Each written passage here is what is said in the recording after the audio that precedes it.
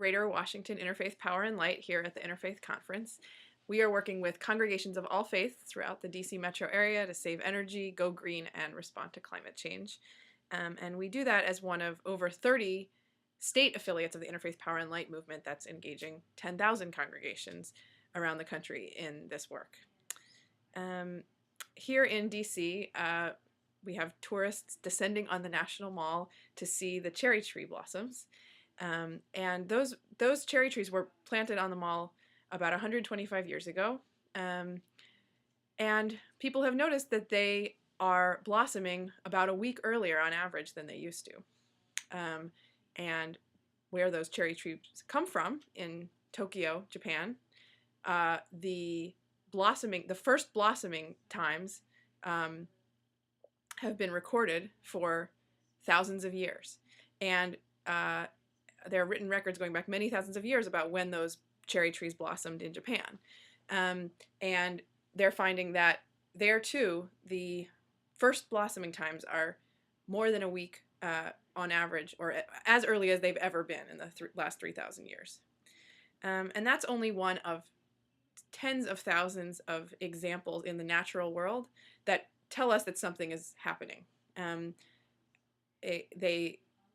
There are trees and plants and animals and other systems that are kind of sending us a message, which corroborates what scientists looking at thermometers around the world are also telling us, which is that our climate has warmed about 1.4 degrees in the last 150 years, and that if you draw a line through the temperature, it's getting steeper and steeper. So our climate is our temperature, our global average temperature is going up faster and faster.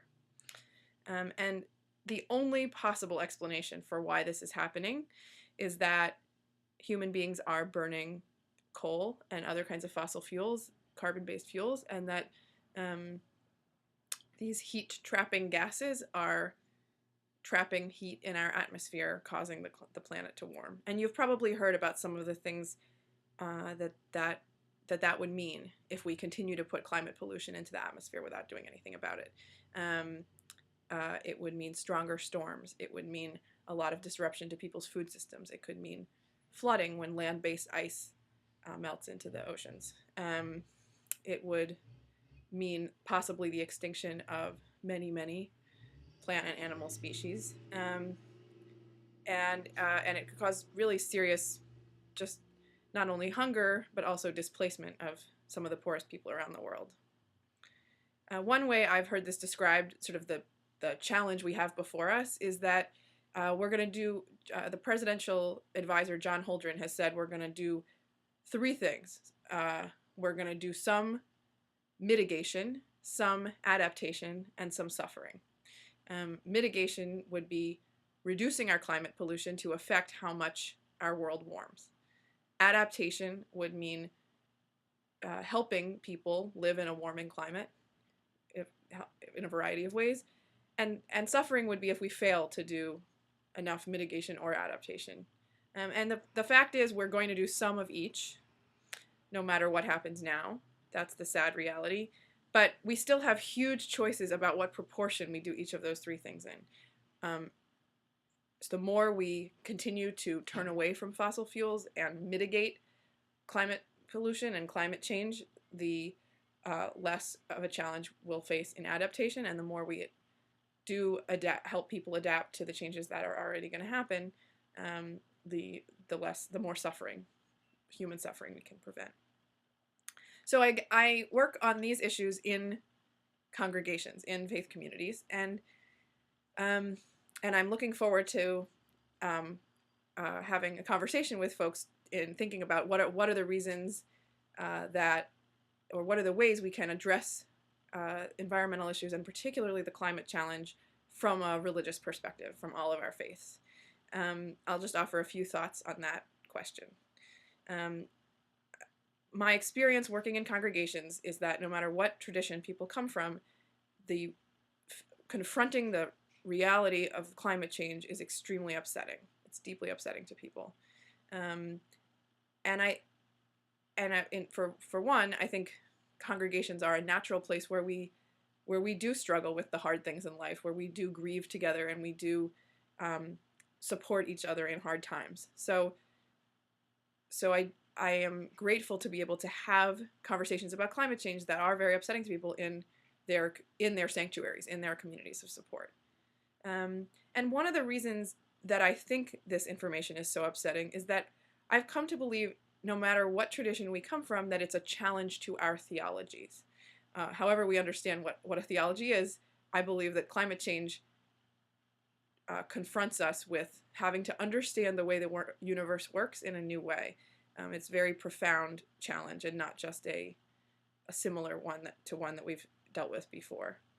I come from the Jewish tradition, and there are ways in which it feels like the tradition leaves us off short because nothing like this has happened before.